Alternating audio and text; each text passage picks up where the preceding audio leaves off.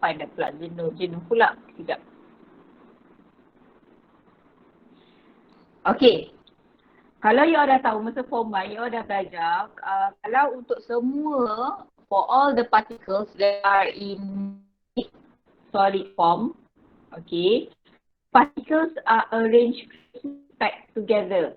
Okay, meaning that semua partikel magnesium chloride ni, Mg2+, chloride ion, dia tak boleh nak bergerak-gerak nak hantar elektron.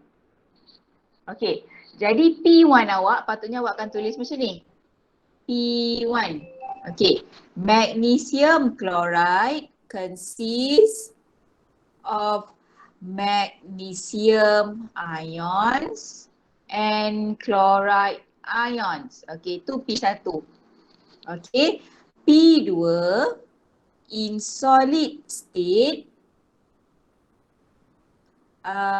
ions of magnesium chloride cannot, do not freely moving ion. Do not move freely. Do not move freely. Okay, P2. P3 in molten state, ions of magnesium chloride are freely moving. P4, ions carry electrical charges.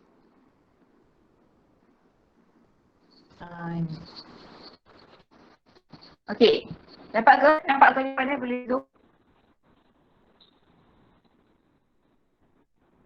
Nampak pula tu. Boleh dapat P1.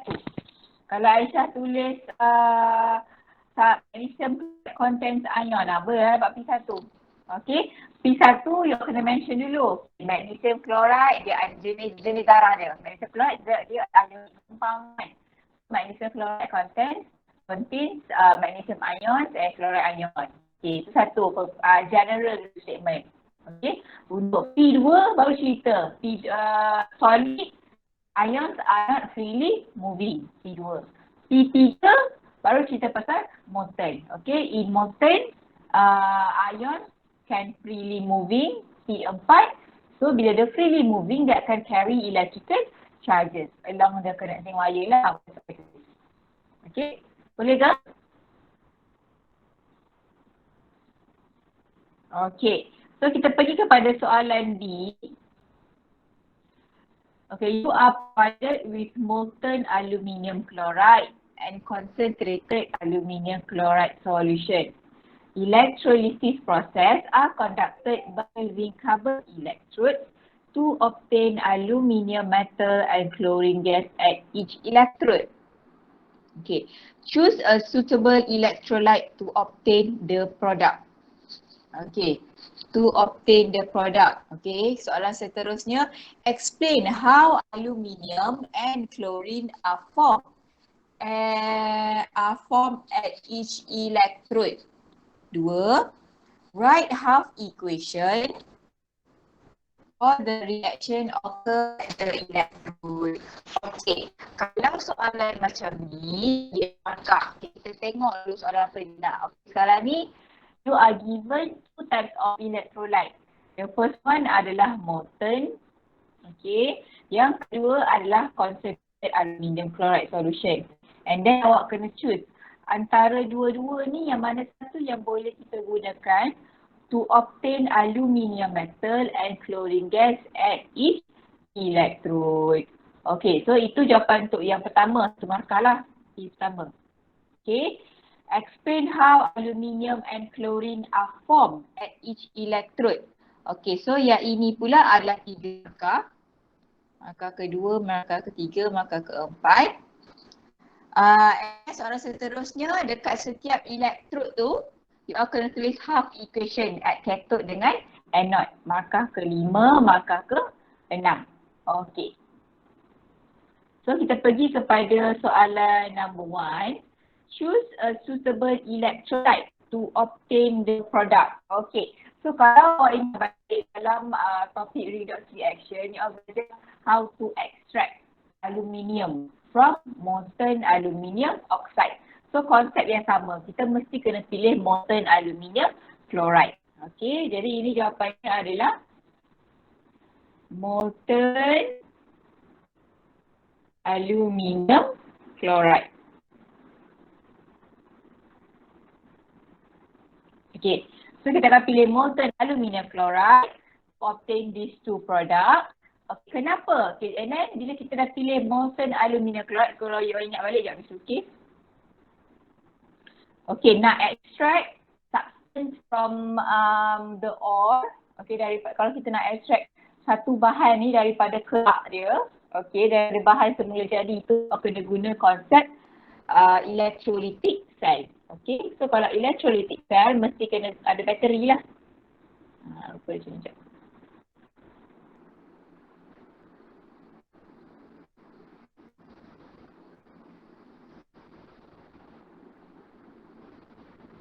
Okay. So yang ini adalah aluminium chloride. Okay, aluminium chloride. Ini pula anode. Ini pula cathode. Okay, ingat at anode electrode oxidation always occur. Okay. So anode dengan red cat. Okay. So kalau ingat oxidation adalah is a substance where substance donate the electron. Okay. Jadi sekarang ni dia suruh explain how aluminium and chlorine are formed at each electrode. Okay. So kalau cara awak nak explain, awak cerita dululah. When P2. When aluminium chloride is melted lah sebab dia molten kan, maksudnya you heat until melt. Okay, aluminium chloride is ionized to form aluminium ion and chloride ion. Okay, P2. Okay, P3, aluminium ion is attracted and discharged at anode. Okay, anode pula at cathode.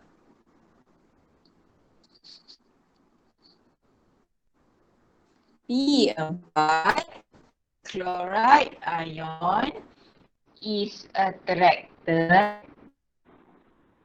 and discharged at anode. Okay.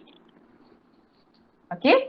So bila dia suruh explain, so jawapannya macam ni lah. Okay, awak kena ceritalah aluminium chloride is melted and then the aluminium chloride is ionized to form aluminium ion and chloride ion. Okay, bila dah dapat aluminium ion dengan chloride ion, ingat aluminium ion because it is cation ion, it always attracted and discharged at the cathode. Okay, while for chloride ion, is attracted and discharged at the anode. Okay, boleh ke? Boleh ke? Boleh. Boleh. Boleh. Okay. Sebenarnya Miss tekankan perkataan attracted and discharged. Bila soalan menggunakan electrolytic cell, awak tak boleh tulis move. Reject, move. Dia tak sesuai lah perkataan move tu. Selalunya untuk topik electrolytic cell ni kita tulis attracted and discharged. Okay. Beza attracted and discharged sebab attracted dia tertarik sahaja tapi dia belum dinyahcaskan. Maksudnya kita buang elektron tu. Okay, nak membentuk produk. So awak kena tulis attracted and discharged. Okay, discharge tu nyahcas. Kita buang cas tu nak membentuk neutral atom. Baru kita dapat balik aluminium atom. Okay, dekat neutral state kan, metal, aluminium wujud sebagai atom kan, aluminium atom dengan klorin gas Cl2.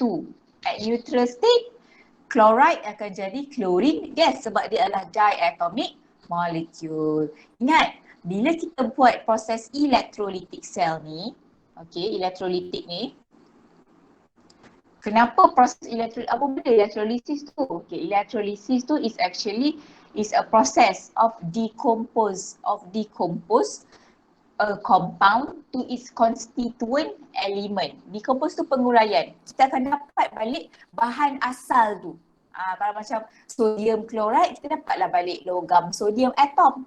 And chloride jadi chlorine. So itulah maksudnya. The discharge dia pun dapat dia. Tapi kalau coronary attractor tak dapat dah. Okay Aisyah. Okay, soalan seterusnya. Write half equation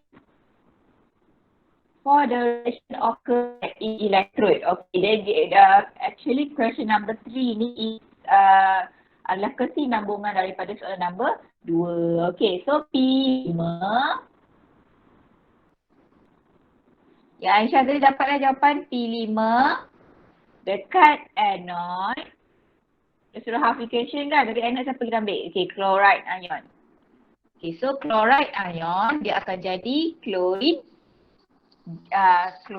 molecule Cl2 because chlorine group 17 exists as a diatomic molecule. Okay, and then okay, chloride akan jadi chlorine. Okay, balancekan dulu the quantity of the particles. Okay, so tambah 2 dekat bilangan ion dia.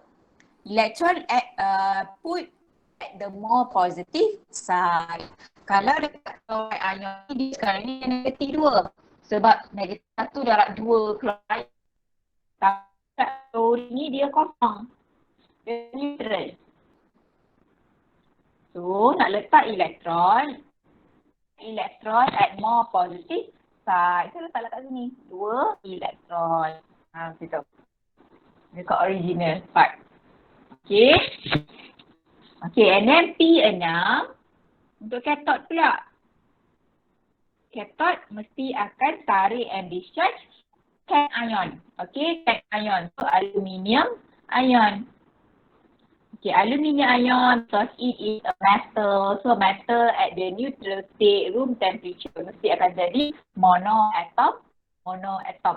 Okay, ataupun monoatomic. Okay, balance kan? Oh, dah balance lah. Aluminium atom 1, aluminium ion pun 1. Okay, elektron letak at more positive. Okay, dekat aluminium ion, charge dia adalah positif 3. Aluminium atom dia neutral, dia kosong. Okay, elektron letak belah mana? Okay, letaklah dekat belah more positive side. Okay, so kalau kita ingat balik yang oxidation punya proses, okay, anode. Kita tengok dia donate elektron. Okay, dia buang elektron. So siapa yang nak terima adalah aluminium ion. Okay, ini jawapannya, boleh ambil jawapan dia. Okay.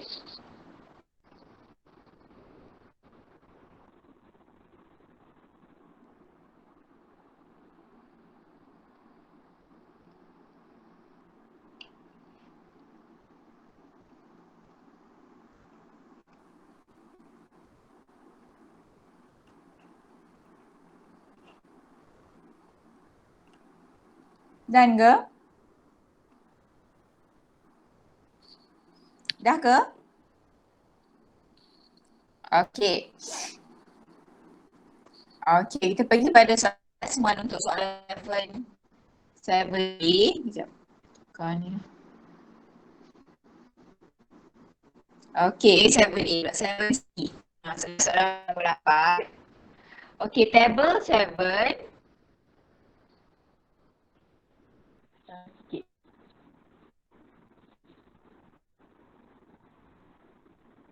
Okay, table 7 shows the list of materials, apparatus and instructions to conduct an experiment to compare two types of cell.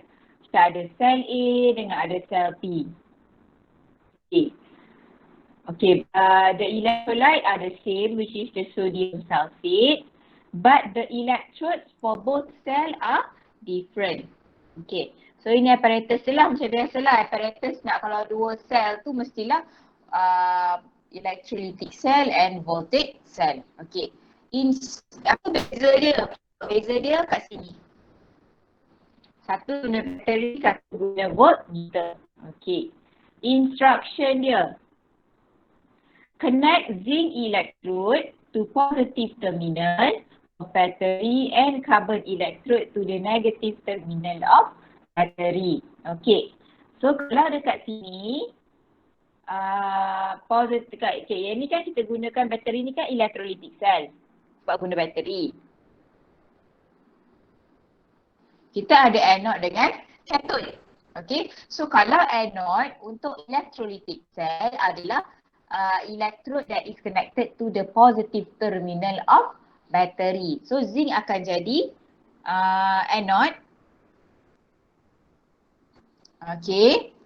Negative terminal of the battery adalah cathode.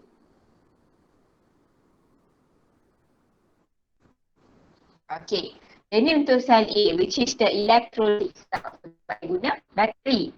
Okay, yang B pula, connect copper electrode to the positive terminal of voltmeter and magnesium electrode to negative terminal of voltmeter. Okay, so yang ini pula dia terbalik tau. Untuk voltage cell, the anode will be the negative terminal of battery. Copper akan jadi cathode. So yang ni cara nak ingat dia macam ni kejap.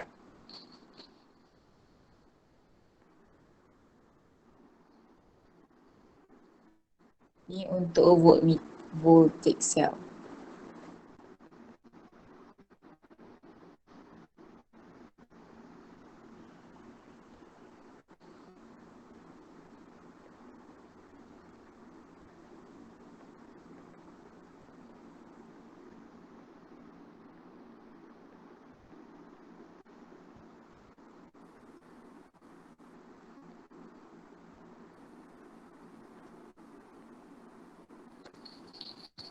Okay.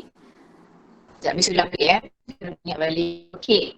So kalau untuk voltage cell, awak kena ingat voltage cell consists of two different metals that are deep in the electrolyte. Okay, sekejap Miss lukis contoh.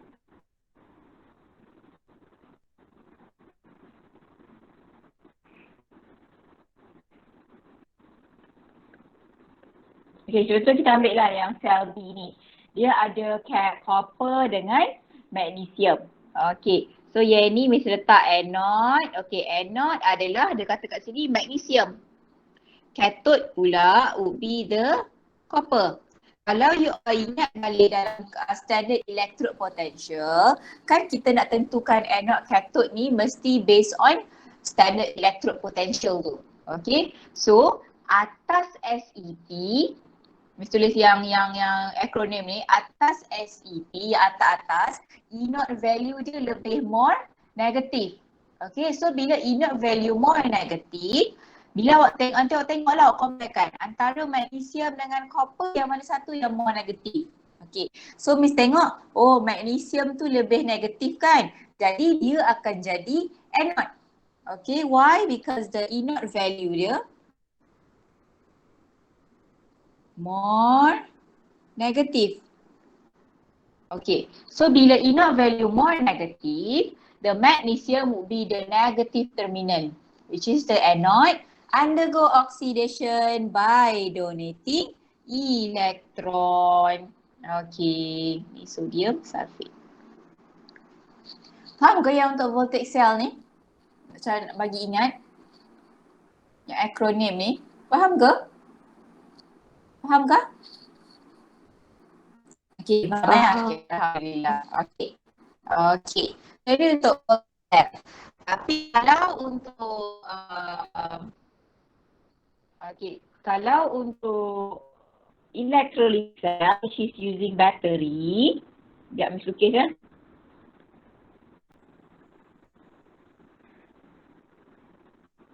Okay. Sebab electrolytic cell is use the battery as the power of source. Jadi anode is an electrode that is connected to the positive terminal of battery. Miss ulang balik. Anode is the electrode that is connected to the positive terminal of battery. Okay, so yang ini adalah anode. Okay. Cathode pula adalah an electrode that is connected to the negative terminal of battery. Okay, so yang ni pula adalah cathode. Okay, jadinya anode ni sebenarnya positive terminal. Yang cathode pula adalah negative terminal. Dia terbalik dengan yang voltage cell. Okay, so we faham yang ni. And this apa? Based on the information in table 7, compare the cell in terms of type of cell. Okay, jenis sel dia apa? Tadi aku bagi tahu lah. Satu electrolytic, satu voltaic. Energy change, equation and observation at the anode. Okay, kita buat table lah, senang. Sebab soalan ni kalau compare kan. Okay, kalau compare, better you all buat table. Okay, ni buat table kejap.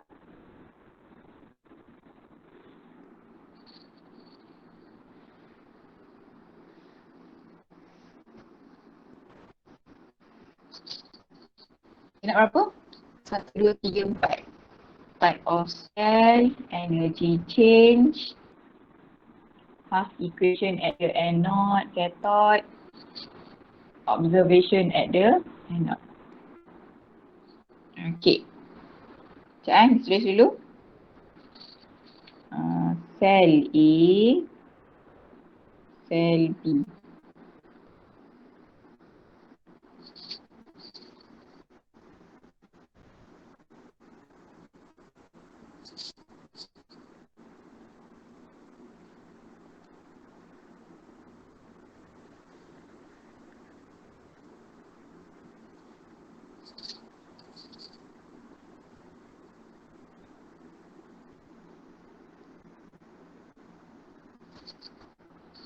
Okay.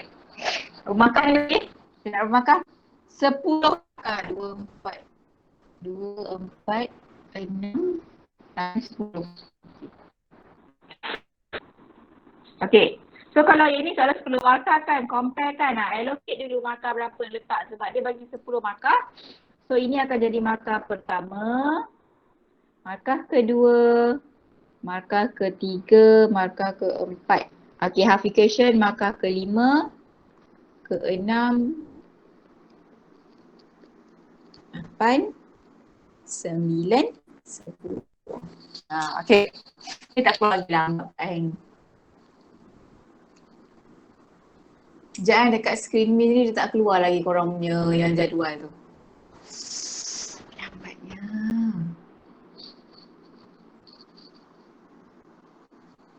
Ish, cepat pula. Sekejap. Baru keluar. Okay. Okay. So yang ini soalan compare. Bila compare memang keterangan yang paling bernas adalah buat jawab dalam bentuk table. Okay. So bila buat table awak akan mudahkan pemeriksa. Lagi pemeriksaan ni, penandaan ni dia banyak guna online sebab COVID kan. Okay, jadi senang lah. Okay. So 10 markah. Tapi kadang-kadang ada juga dia punya pemarkahan dia bagi macam ni. Kena dua-dua betul baru dapat 1. Itu lagi kejam lah. Okay. Tapi yang ni dia kira baik. Sebab dia bagi setiap satu jawapan awak, dia bagi 1 markah, 10 markah. Banyak lah. Kalau dia kejam, dia bagi 5 markah saja. Okay. So kita buat tadi, sel A tadi dia guna bateri kan. Jadi jawapannya adalah cell A will be electrolytic cell. Okay, cell B pula adalah voltage cell sebab guna voltmeter. Okay, so kalau electrolytic cell mesti kena ingat dia menggunakan bateri.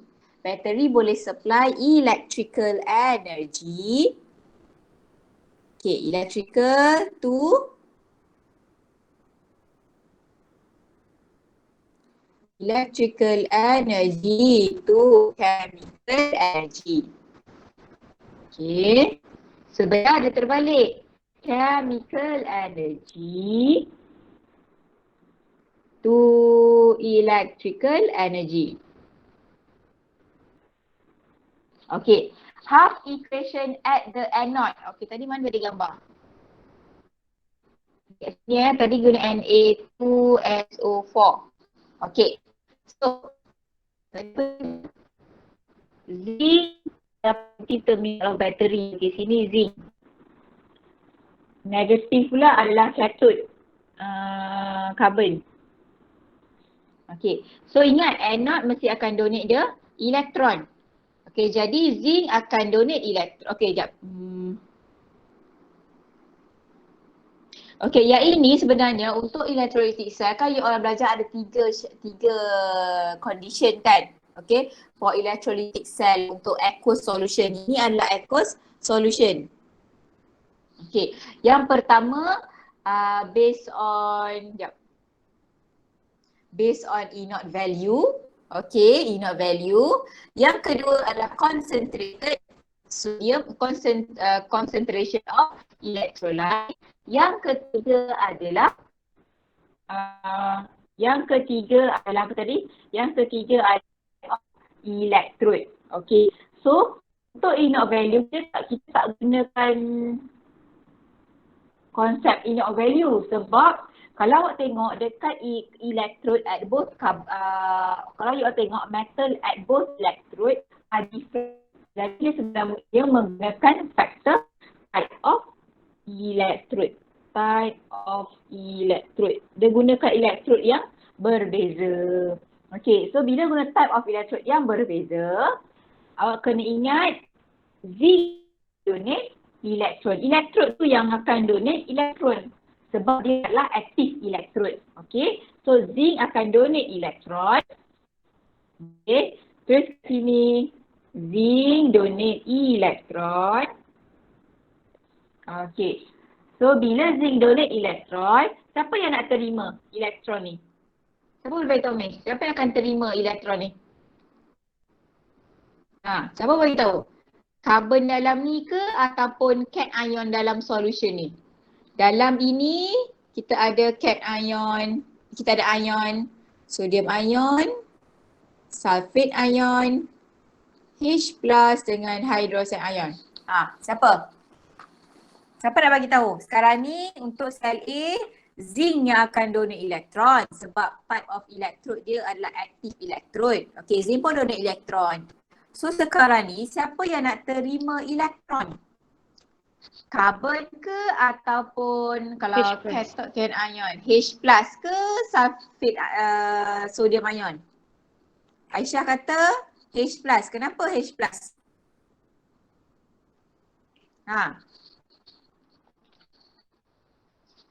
Kenapa H+?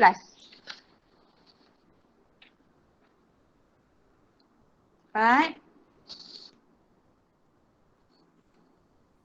Siapa yang akan terima elektron? Okay. Jadi jawapannya should be hydrogen ion. Sebab apa? Sebab hydrogen ion ni daripada sodium ion, hydrogen ion ni E0 value dia more positive. Yes, betul. E0 value more positive. Okay. So kena ingatlah untuk electrolytic cell, pemilihan ion that will be discharged at the cathode. Okay, pemilihan cation that will be discharged at the cathode wajib cation, cathode confirm mesti daripada E0 value yang more positive. So awak akan tengok ada hydrogen ion lah. Okay, jadi hydrogen ion yang akan terima elektron. Okay, buat langsung biasa lah. Tambah 2 E. Okay, jadi apa yang awak akan nampak sebab ada hydrogen kan? Awak akan nampak ada colorless gas bubble release kat sini. Dekat anode pula sebab anode adalah active electrode, dia akan makin menipis. Okay, itu observation. Tetapi dia nak anode je kan? Okay, so kalau anode je dia nak zinc electrode become thinner. Sebab active electrode. Dia kat sini. Okey. Okey ni Yang kat sini pula inert value dia untuk hidrogen more positif. Okey. So kita pergi pada sel B pula. Okey. Sel B adalah dia guna magnesium dengan copper. Okay, macam Miss I mention tadi, magnesium will be the anode because the inert value is more negative than copper. Okay. So ingatlah ni. Inert value more negative, dia akan jadi negative terminal. Okay, kita buatlah macam biasa half equation. Magnesium donate electron to become magnesium ion. So copper pula terima elektron membentuk copper. Bukan copper, ya ke copper? Ya ke copper? Lupa nak tengok. Okey, dekat sini kita ada nak terima elektron kan? Okey, siapa yang nak terima elektron? Copper yang elektrod tu ke? Sodium ion ke? H plus ion. Okey, betul tak Miss? Siapa, cation ion siapa yang akan terima elektron ni? Siapa? Cepat.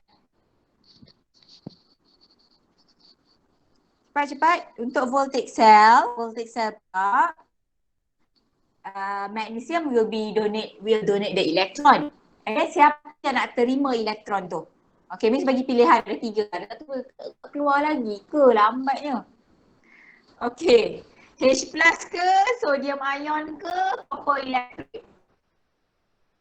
Baru keluar lambat betul lah.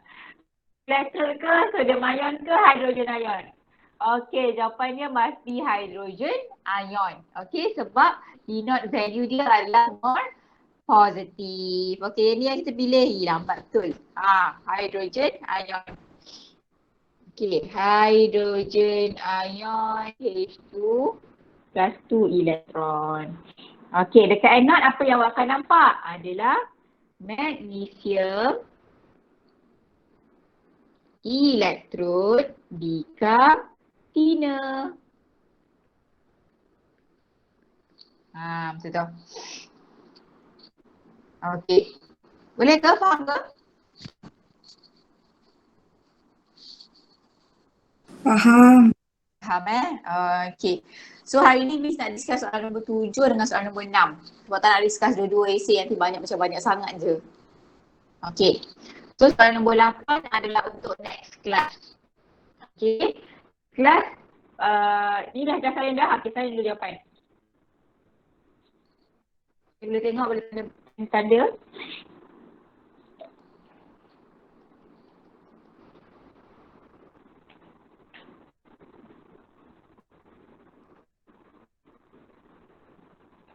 Okey kah?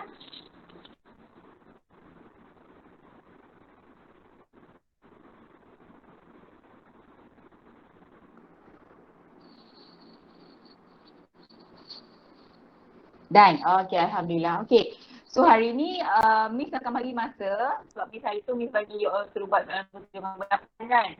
Miss bagi 10 minit. Okey, 8.50 hingga pukul 9 untuk siapkan soalan nombor 6, rate of reaction. Lepas tu kita discuss, kita selesailah kelas. Esok kita, the next class kita akan discuss soalan nombor 8 dan kita akan masuk soalan objektif. Okey, objektif mana, part mana kita ambil tak decide lagi. Okey, so boleh buat sekejap soalan nombor 6. Okey, pukul 9 kita discuss. Tapi lepas ni dah siap lah. Sebenarnya Miss bagi untuk masa untuk rehat ke, nak pergi minum air ke. Yang tak siap boleh siapkan. Okay, bolehkah? Pukul 9 kita discuss? Bolehkah? Sampai tu Miss ambil attendance? Boleh, okay. Boleh buat? Pukul 9 kita discuss?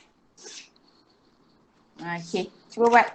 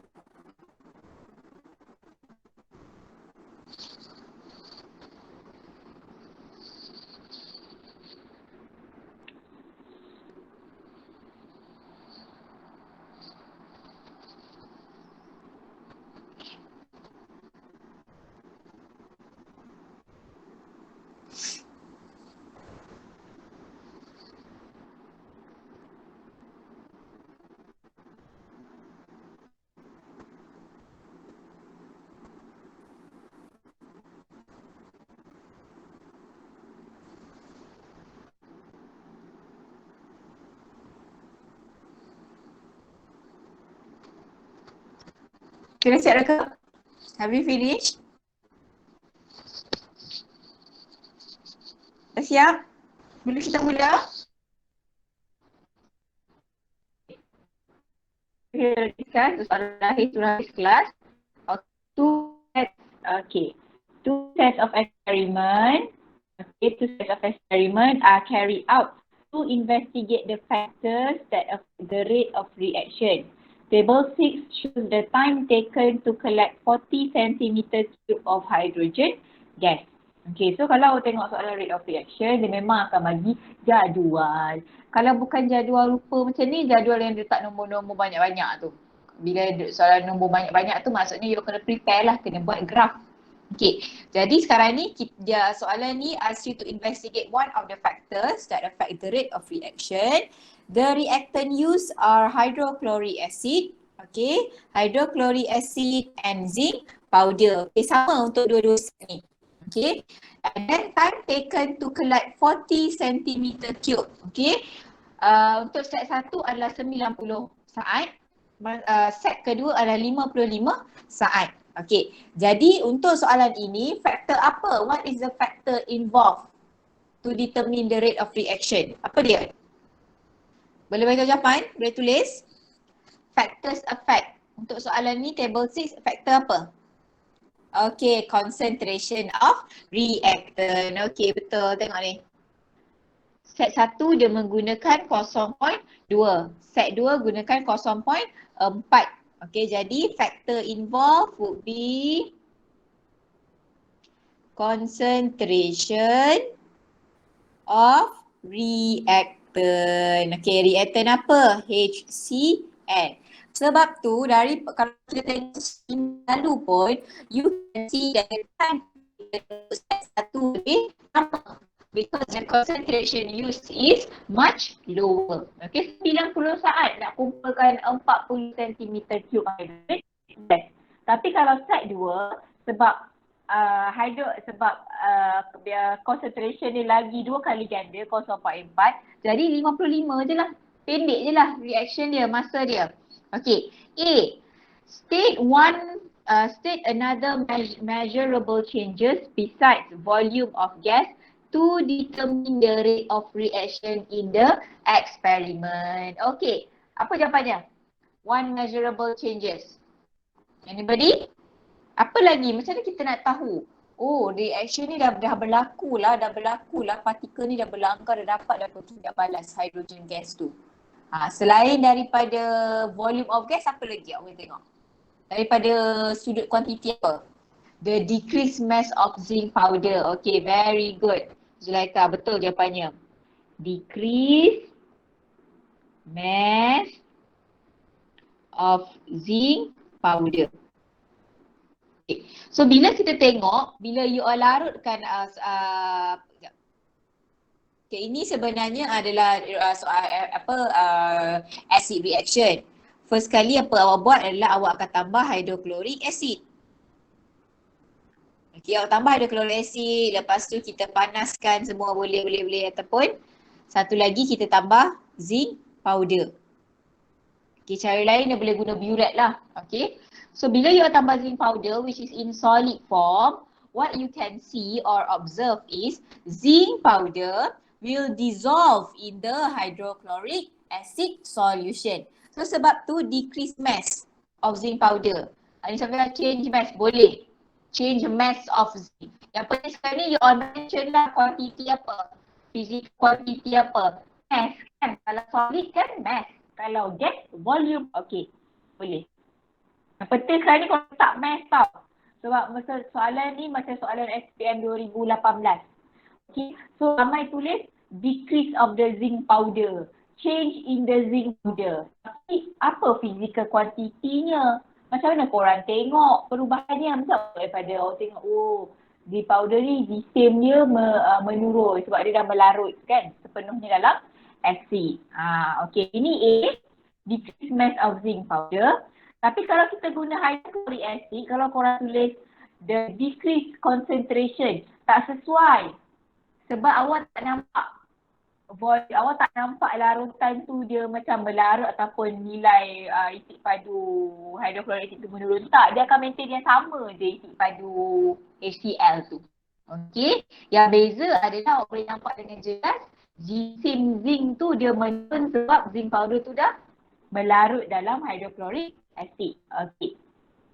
Based on your answer, mana B? Ni A. Sorry. Okay, ni ha. Identify the factors that affect the rate of reaction. Okay, jadi tadi lah jawapannya. Concentration of reactant. Okay, satu mark. Saya tak keluar lagi. Concentration of reactant untuk soalan B. Sekejap, tunggu dia keluar sekejap.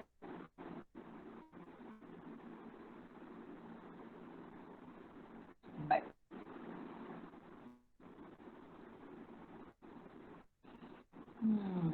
Nampaknya. Okay, jawapan itu adalah concentration of reactant tau. Okay. And then, untuk soalan seterusnya, untuk soalan seterusnya, calculate the average rate of reaction for set 1 and set 2. Okay, kita kena ingat, definition of reaction is actually the change quantity of reactant or product per unit time taken. Okay, dalam soalan ini ada specific change of quantity. It measured by the change volume of hydrogen gas divide by second kan? Divide by second lah. Okay, so korang tengoklah the change volume of hydrogen gas untuk set 1 tadi dia dapat 40 kan? Kan sebab dia nak measure tadi 40 cm3 of hydrogen gas divide by second. Jadi second yang ini adalah 90. Ni 90. Bisa? 90 divide 4 kan? 40 divide by 90. Untuk set kedua pula physical quantity of hydrogen gas volume 40 bahagi 55. Okey, saya tulis bahagi 90 second. Okey. So bahagi awak akan dapat 0.44 cm3 per second. Set 2 pula 40 cm3 divide by 55 second. Dapat 0.727 cm3 per second. Okey. So yang ni markah pertama, markah kedua. Okey, untuk soalan C. Okey, untuk soalan D pula, based on your answer in tick C, compare the rate of reaction for set 1 and set 2. Okey, so bila dia suruh compare, tengok je lah nilai yang dekat average rate of reaction 3 yang C tadi. Nilai paling besar, maksudnya adalah higher rate of reaction. Okey, so tengok kat sini, set 2 ni nilai dia lagi besar. Jadi, set 2 has higher rate of reaction than set 1. Satu markah. Okey, baru keluar. Okey. Okey, D1 dah. D2, explain your answer by collision theory. Okey. So bila kita collision theory, ingat mesti kena ada 5 point. Okey, sebelum kita nak buat collision theory, you all must know the reacting particle. Okey, what does it mean by reacting particle? Okey, reacting particle tu adalah the specific particles that are collide each other to produce an effective collision. Okay, effective collision tu adalah collision that will produce a reaction, that will produce a product. Okay, sebab matter macam form 1 kita belajar, form 1 ke form 2. Basic theory of matter, particles are made up of Tak ingat pula. Okay, yang kita tengok nombor 2. Particles are always moving kan? Are always moving and collectively and randomly. Okay, dia selalu bergerak. Zarah-zarah ni based on kinetic theory of matter. Zarah-zarah ni dia akan memang selalu bergerak dan berlanggar satu sama lain. Tetapi tidak semua pelanggaran di antara zarah akan menghasilkan tidak balas. Okey. So mana-mana pelanggaran yang akan menghasilkan produk itu kita panggil dia sebagai effective collision. Okey. So boleh tak beritahu siapa reactive particle dalam set ni? Siapa nak bagi tahu? Siapa? What is the reacting this set? Lagi satu lagi, hydrogen ion lagi. Hydrogen kan? Dengan zinc atom. Okay, very good, zinc atom. Okay, bila kita nak tahu the reactive particles, mesti kena buat chemical equation followed by atomic equation. Okay, ingat solid, liquid, gas cannot ionize in water. Tak boleh ionize. Kalau yang boleh ionize adalah aqueous solution sahaja. Aqueous solution ni dia boleh jadi acid, alkali, satu lagi soluble salt. Itu boleh tulis. Itu right. Insoluble salt cannot ionize in water. Okay, tak boleh ionize. Bukan tak ionize water, dia tak boleh ionize. Okay. Okay, kita tengok pada yang ni, zinc ni logam kan? Kalau logam solid lah. Acid, semua acid adalah aqueous. Zinc chloride. Okay, zinc chloride is a soluble salt. And then zinc chloride must be soluble salt. Okay, aqueous. Hydrogen gas, dia adalah gas. Okay, kita keluarkanlah ion dia. Zinc tak boleh. Okay. N2 plus 2 chloride ion plus H2. Okay, sekejap tengah dulu. Okay, so sekarang ni nak tahu ion siapa yang berlanggar, you remove ion that appear on both sides. Okay, buang. Okay, jadi ion apa? What are the reacting particles? Adalah ini. Atom and hydrogen ion. Okay, so sini.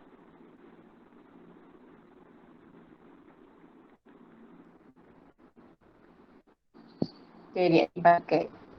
Okay, so kita tulis as answer by using collision theory. Okay, kita nak buat collision theory dia ada 5 point. Point pertama selalunya awak kena compare dulu. Compare dulu rate of reaction. Okay, tapi sebab soalan tadi dia suruh compare kan, tu P1 dulu. Okay, P2 mesti tak tulis point dia kat sini dululah. Okay, P1 compare rate of reaction. P2 bagi tahu faktor apa involved. P3 explain the factor. P4 mention pasal frequency of collision. P5 mention pasal frequency of effective collision. Ni P5. Itu. Okay. Ni wajib ada untuk semua faktor. Okay. Baru kita tulis expressor. Okay. P1 4 markah. Okay. Inset to concentration of hydrochloric acid solution is higher than set 1. Okay, P2. Cerita dulu faktor apa? Okay, faktor dia concentration of hydrochloric acid solution. Spesifik hydrochloric solution. Okay, P3. Explain the factor. So, bila you want to explain the factor, number of hydrogen ion per unit volume in set to is higher than Z1. Okay, ingat perkataan yang Miss nak emphasize adalah per unit volume. Ramai tertinggal per unit volume. Tertinggal per unit volume tak dapat markah P3. Okay, per unit volume. Yelah sebab concentration tu dah kan lagi tinggi kan, 2 kali ganda. Jadi bila concentration lagi tinggi, hydrogen ion tu lagilah banyak. Okay. P4, frequency of collision between, okay, bagi tahu dia punya reacting particles between zinc atom and hydrogen ion in set 2 is higher than set 1. Okay, P5, frequency of effective collision bla bla bla between zinc atom and hydrogen ion bla bla bla. Sama je line dengan P4. Tapi tambah effective collision. Okey. So ini markah pertama, markah kedua, markah ketiga, markah keempat. Okey, boleh tengok? Okey. Wajib ada reactive particle.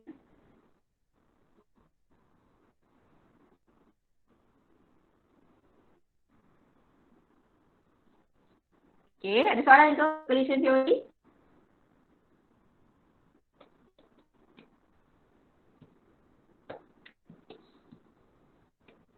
Ada soalan ke collision theory?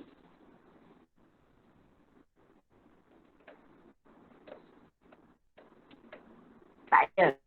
Okey. Okey. Okey, tak ada. Kita pergi pada the last one. Salah Aisyah, mesti kena ada dua. Tak hydrogen ion. Belangkan seorang.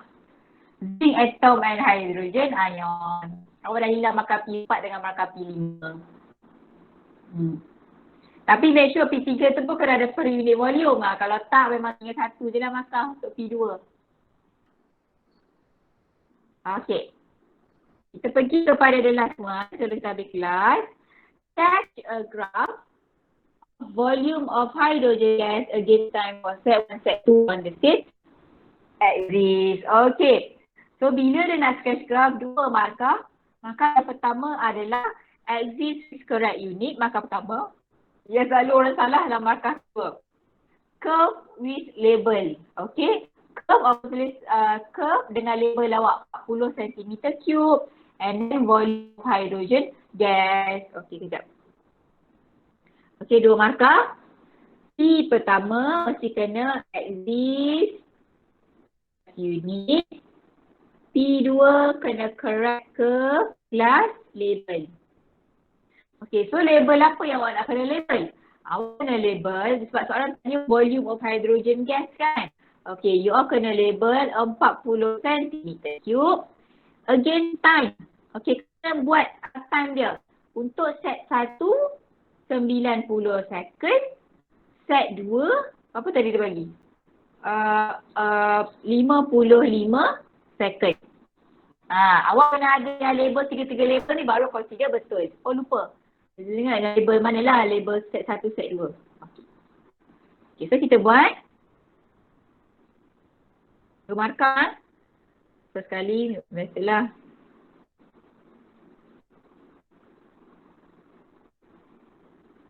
Dekat sini, y-axis mesti kena ingat adalah volume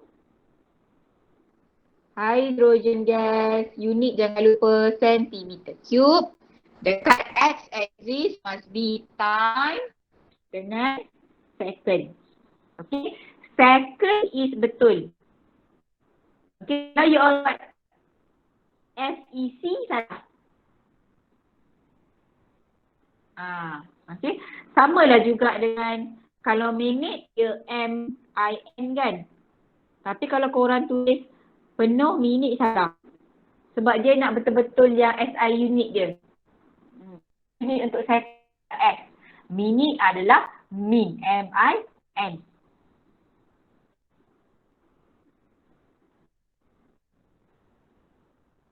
Mesti kena betul international standard unit dia. Okay. Okay, kita buat curve dia. Okey, label lah dulu. Okey, label dulu. Agak-agak 40 cm cube. Sini 40. And then 55 dengan 90. Kejap. 55 dengan 90. Okey. Kita pergi kepada kita pergi set 2 dulu lah sebab ada 55 kan. Okey. Kita nak buat extrapolate dulu. Mesti kena kat point sini.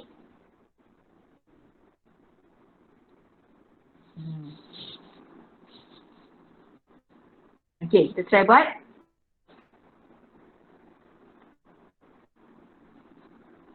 Set 2 pula.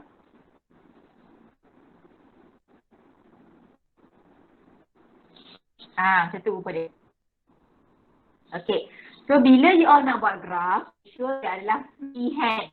Tapi, freehand pun macam ni kita salah ni sebenarnya. Sekejap, betul kan?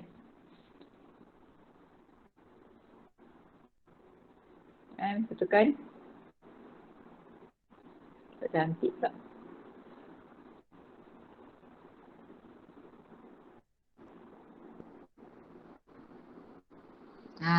Okay, baru betul. Okay. Okay, tadi kita dah tahu dah kan? Set 2 ada higher rate of reaction. Okay, ni set 2. Yang ini pula set 1. Okay, so daripada you all average rate of reaction, the other way to determine the rate of reaction is by looking at the graph. The steeper the graph, the higher the rate of reaction. Okay, betul lah ni. Sebab kalau kau bila kau nak tulis, nak buat dia punya point dia, memang awak akan set 2 ni nilai rate of reaction dia lebih tinggi. Okay, tapi Miss nak tanya, kenapa pada hujung eksperimen dia jumpa pada point yang sama? Siapa boleh bagi tahu setelah habis kelas ni? Siapa boleh bagi tahu kenapa graf dia rupa bertemu pada titik yang sama? Kenapa dia bukan macam ni? 1, 2. Ni set 2, ni set 1. Mesti ramai yang buat macam ni. Ni salah. Okay, kenapa? Siapa boleh tahu? Kenapa dekat sini point dia sama?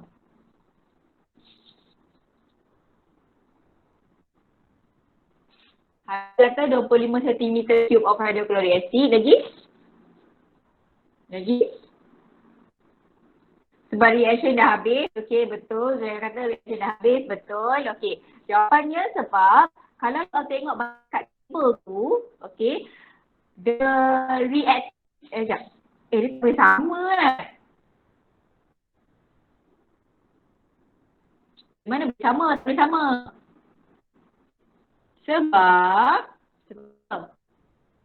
Sebab set 1 dia manipulate. Sebab set 1 tadi dia guna 0.2 mol dm3 HCl. 0.4 mol dm3 HCl. Salah pula. Okey. Line dia takkan jumpa dekat line yang sama sebab apa? Sebab HCl concentration kan berbeza. So nanti bila kalau kita nak cari number of mole untuk the maximum volume of hydrogen gas, kita akan cari bilangan mole. Bilangan mole untuk setnya, dia final bilangan mole hydrogen gas berbeza. Okay, sebab formula N is equal to M over 1000. Salah. Okay, faham ke ni nilai lain tau. Set 2 0.4, set 1 0.2. Jadi maximum volume for hydrogen gas in set 2 must be higher lagi nanti. Maximum gas yang terkumpul. Untuk set 2 akan jadi rendah daripada set set 1. Untuk set maximum volume of hydrogen gas akan jadi lebih rendah daripada set 2. Sebab kepekatan dia lagi rendah. Okey, ada soalan ke? Ada soalan ke? Oh, markah sekejap. Make sure markah kedua kat sini tanda. Make sure ada curve label Okay. Ada soalan ke? Boleh tengok dulu.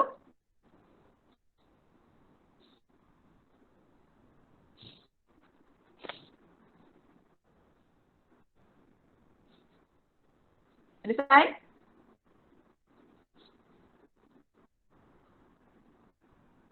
Tak ada. Okay. So, tolong please remember that tomorrow you are going to ask question number 8. So, bila panggil nama untuk send, tolong send. Lepas tu, ada 2 orang terus tak kelas. Terus exit. Mudah macam tu je kan kelas kan. Online kan. Cuma kalau kita berdepan. Siap lah. Okay.